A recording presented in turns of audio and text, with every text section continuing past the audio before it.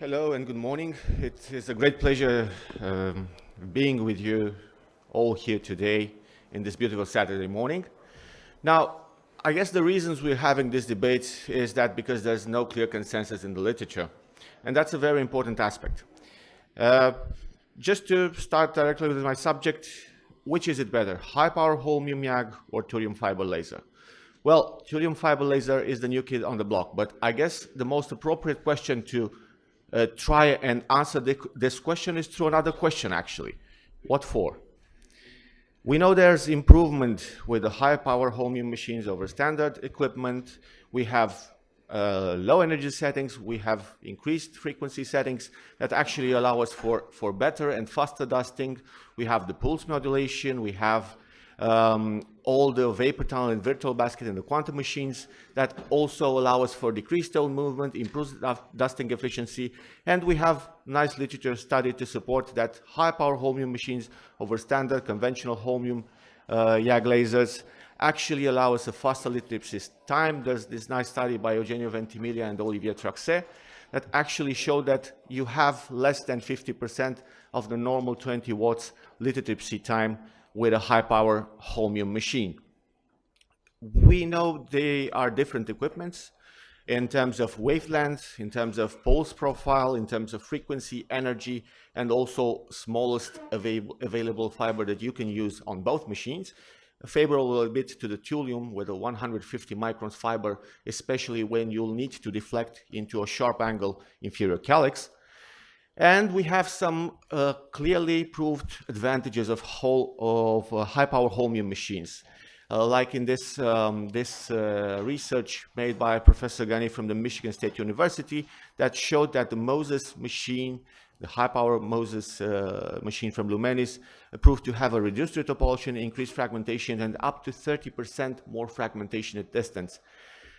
And you know, another study by Eugenio Ventimiglia actually proved there's quite a difference between these two laser machines in terms of high peak power. For example, like you see in the slide over there, the green line shows actually the peak power of a standard conventional Holmium YAG laser machine.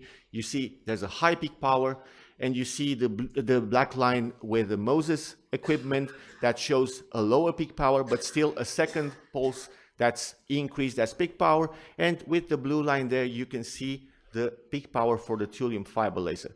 That's a lower peak power, but with a long, very long pulse wave.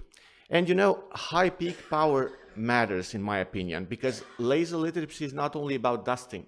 High peak power allows for more efficient fragmentation.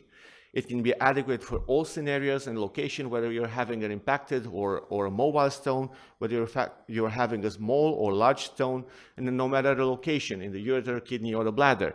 And usually fragmentation has proven to be efficient for all stone compositions. In TFL peak power, another nice research by Professor Ghani from the Michigan State University that was presented at the AUA 2 years ago showed that the increase for the short pulse mode for the TFL actually has very little increase in the depth of fragmentation. But still, you have an increased energy and increased power. So the true question to ask is, where does all the energy go? Well, it was clearly proven it increases actually the area of ablation. Therefore, your energy, your total power doesn't go forward, but rather sideways. And this is quite important because there's no problem when you're working in a large space like the pilocalypso system, but there is a great problem when you're working in a narrow space like the ureter. You have to be very careful with the ureter, and this is one of the main reasons Olympus has issued this warning 4 years ago, and subsequently to the analysis performed, it reveals that the user likely exceeded the 20 watt standard presets for stone dusting and fragmentation when treating impacted stones, especially in the ureter and the UPJ. And the reason they were doing that at first is because they felt nothing was happening to the stone. They were just drilling into the stone, but not great fragmentation occurred. And they've increased energies just to get this better fragmentation rate. There's another article published in the Canadian Urological Journal Association 5 years ago, actually regarding a case of renal artery pseudoaneurysm, again due to the fact that they were using high total powers in the TFL laser.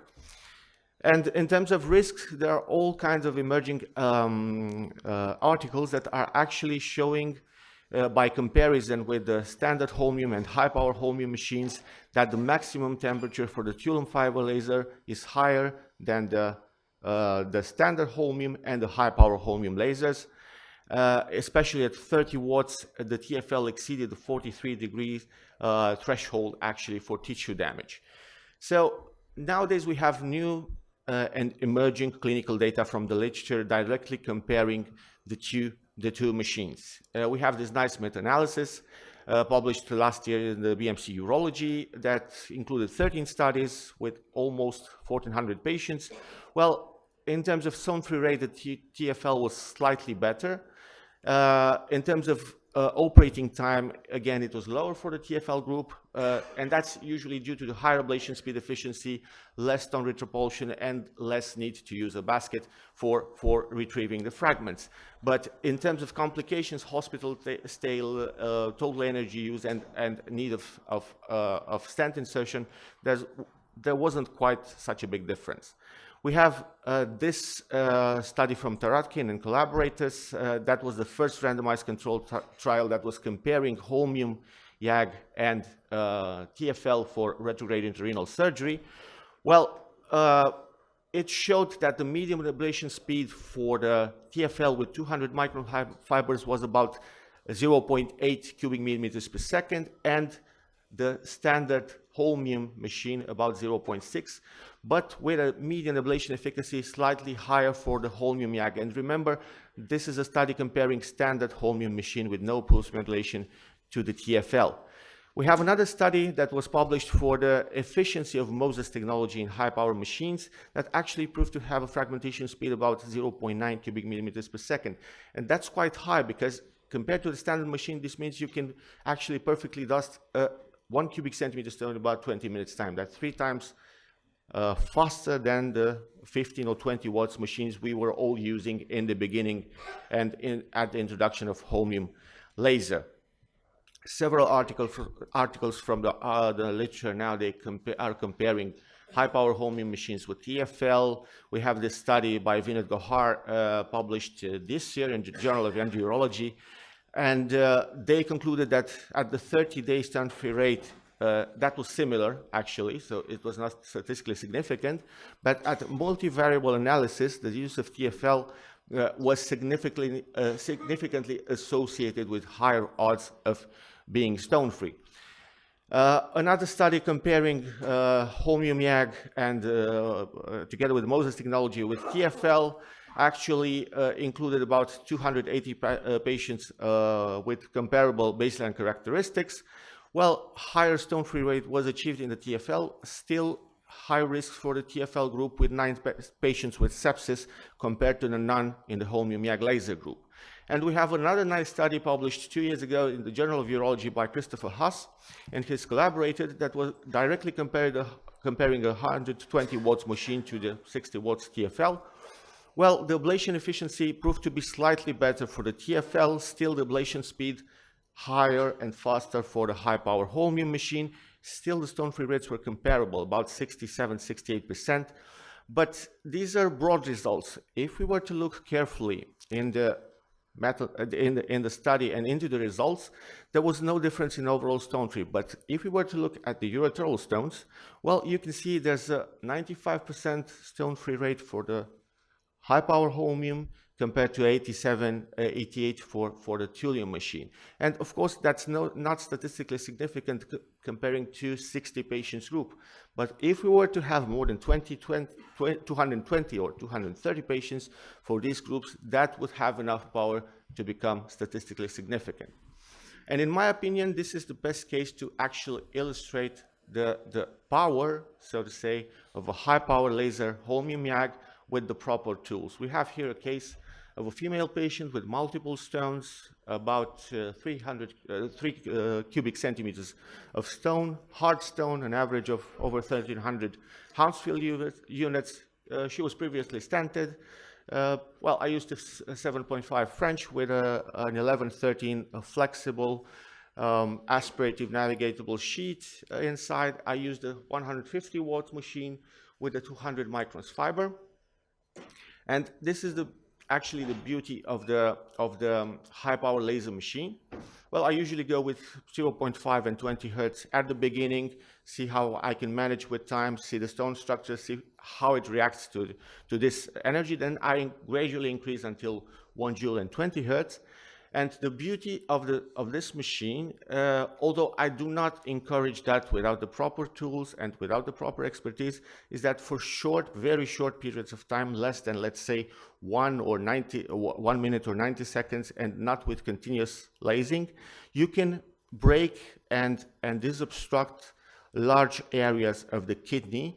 And of course, having a proper flexible aspirative navigable sheet, you can also retrieve lots of fragments. So in this case, the outcome was 88 minutes of operating time, and that including together the semi-rigid ureteroscopy, taking out the stent, placing the stent, and the Foley catheter, a lasing time about 37 minutes, of course, not continuous lasing time, and visual stone-free at the end. And this is the amount of fragments extracted only through the sheet with no baskets.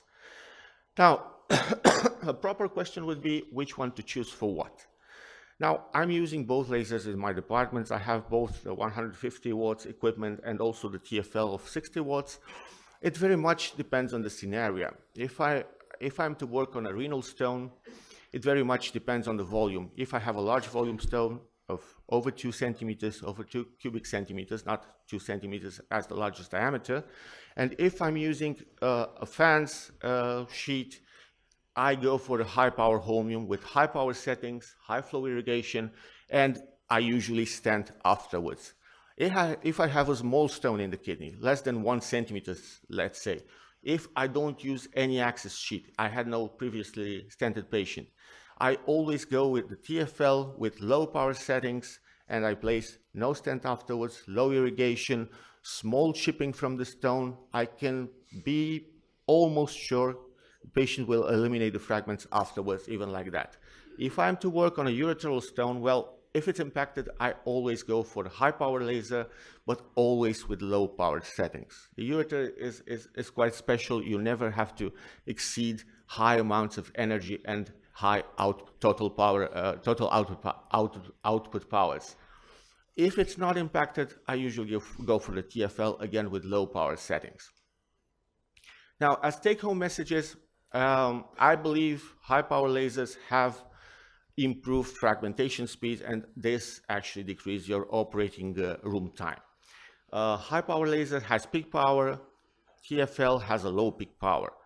New generation high power Holmium machines can split the pulse, and that gives actually more fragmentation, more precision modes. As built-in settings in a renal stone, you should use, in my opinion, more fragmentation. In a ureteral stone, more precision. Now, high power Holmium mag is ideal for large renal stones or impacted ureteral stones, but always keep in mind that in the ureter you have to use less than 10 watts. Now, as a conclusion, I believe the best laser equipment to use is, of course, the one you have. But you have to respect this SES principle in terms of speed, efficacy, and safety. And I also do believe that in order to take the best care for our patients, we might have to need access to both equipments and both devices. Thank you for your attention. Now, there are questions. So thank you, Dr. Rascu. We'll keep the questions till the end. Dr. Lopez will talk about TFL.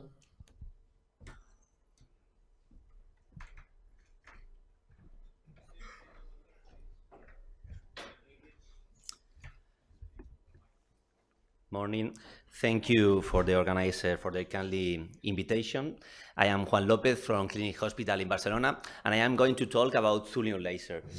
Now we have seen that currently the standard treatment or the standard laser for endoscopic treatment in neurology was Holmium Jack laser. It was a perfect laser for kidney stones, but also for soft tissue, for treating upper urinary tract tumor, and also prostate enucleation. So this has been the gold standard for the last, I must say, 30 years.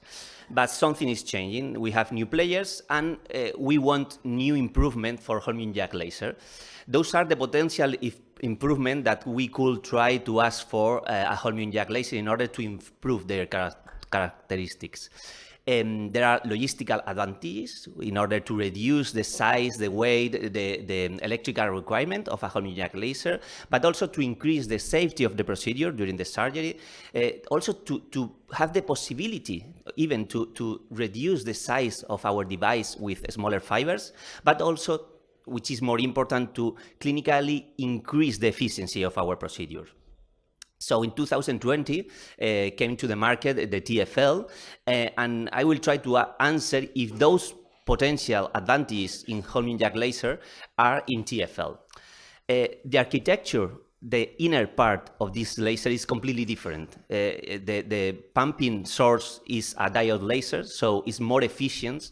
So that's why this laser can be so small. This laser can be plugged wherever you want, and you don't need as high cooling system in order to decrease the high temperature we have in high power Holmium Jack laser. That's why we can say that this laser has some logistical advantage compared to Holmium Jack laser. On the other hand, we have been talking during the whole morning about the temperature and the problem of safety with TFL. The main reason of the link between safety according to high temperature and TFL was because we had from the beginning probably a false message according to how to use this laser. This was the first case we performed in 2020 in our hospital, which is the first time we used TFL. And as you can see, with a completely wrong setting, we just carbonize the stone, we just increase the temperature, but we were not doing dusting. In this first case, we realized that we had to change to short pulse with no such low energy and with no such high frequency. In fact, currently, all the brands just recommend not so high energy between 0.4, 0.8, and not so high frequency in order not to increase as much the power inside the kidney, and even less in the urethra, because we know that it cannot be safe treating the urethra or the kidney, but it is a safe laser when it is properly used with the correct settings. It is also safe because of its wavelength, which is close to the peak absorption of water. So it means that when you touch the mucosa, when you touch tissue, it won't dip a lot of inside the tissue. And which is the main advantage of that? The main advantage of that is that when you accidentally touch the mucosa, as you see in the upper video, the damage is very, very on the surface of the mucosa, and you have no bleeding. And those are the data that confirms that there is less risk of bleeding, and also less risk of having to stop the procedure due to the low quality of view because of this bleeding. Here you can also see a very impacted stone. In fact, it was encrusted in the mucosa, and we have to remove it. And with the TFL, we could remove it from the mucosa with no bleeding, as you are watching on the videos. So we can say that the second state, which was safety, is also a thing that is an advantage in TFL. What about miniaturization? Nowadays, we know that we can reduce the laser fiber with TFL up to even 100 microns. Currently, our standard of use at our hospital is 200 because we don't find an advantage between 150 and 200, and it is sometimes difficult to deal with it because it's very thin. But with those smaller fibers, we have seen that we have better irrigation, better deflection, and it also allows us to even move the stone, even if it is a small fiber, because it doesn't break. So it's a robust fiber. So it is also an advantage from TFL. But from my point of view, what is more important is to increase the efficiency of our technique. The better efficiency we have, the more we will be able to treat bigger stone. I think that we all agree that in big stones, dust is the strategy, because in bigger stone, basketing is not an efficient strategy in order to remove stones. So the better duster laser we have, the better improvement we will have in the result of our procedure. We have learned from Holmium Jack laser that the length of the pulse will reduce retropulsion, will increase the dusting effect, and that's why most of us, we are using long pulse with Holmium Jack laser, because we know that we can increase our results. And if we keep in mind that TFL has like a super long pulse, we can say that this effect should be improved. In fact, we have seen that the short pulse of TFL is so long, is even longer than the long pulse of Holmium Jack laser, that the current recommendation is to use just the short pulse with TFL, because with this short pulse, which is not a short pulse, it is in fact a long pulse, we can make our procedure faster. And we have evidence, we have seen some papers against that, we have some paper in favor of that, but we have seen that with TFL, we can almost reduce the timing of our procedure, and we can even be as fast as high-power Holmium Jack laser. In fact, we can see the main difference mainly in stones between 1 and 2 centimeters, because those stones are those stones in which we need to have a better dusting effect in order to reduce the number of fragments we have to remove or we have to try to find after the procedure. And it is something that it is currently changing with the bendable aspiration ureteral access sheath in order to remove this dust we are creating. But from my point of view, the best way to show that the TFL is more efficient for flexible ureteroscopy is that the answer from the Holmium Jack community has been to reduce the peak power of this laser in order to make it more similar to a TFL. In fact, Magneto technology has reduced the peak power of their laser in order to have a similar delivery of the energy as TFL. So it means that the way TFL delivers the energy is the way to increase also the delivery of energy from Holmium Jack lasers. So with TFL, we can say that we can safely and properly treat all type of stone. Here you have a hard stone, a cystine stone that can be treated with flexible ureteroscopy and with different branches. But the point is that all those advantages that we have compared to Holmium Jack laser has one main disadvantage, which is the low peak power. From my point of view, we have two main procedures, which is PNL and prostate enucleation, in which we need high peak power lasers in order to fragment the stone and also in order to have this mechanical effect in order to dissect the tissue when we are doing prostate enucleation. And this is, from my point of view, a problem with TFL. But we were going to talk about Thulium lasers, so we don't have to forget also that we have another Thulium in the market, which is the Thulium Jack laser, which is what I usually say is an in-between laser. We are using it since 1.5 years, and Thulium Jack laser has characteristics similar to Holmium Jack and also to TFL. As you see, it's not so big. It has a pumping system similar to TFL because it's a diode laser, and you don't need such a big cooling system in order to reduce the heat. Also, the wavelength of this laser is close to water. It's not as close as TFL, but Thulium Jack laser is in between Holmium Jack laser and TFL, so it is safe. But also, it has a high peak power. It's not as high as Holmium Jack laser, but it is higher, much higher than TFL. So that's why we feel so comfortable using this laser for PNL, but also for prostate enucleation. So as you see all the characteristics of this laser. You can see that they are similar or in between Holmium Jack laser and TFL. But from my point of view, the main advantage is that it has a high peak power effect when you are delivering the energy, even bigger or higher than 3,000 watts.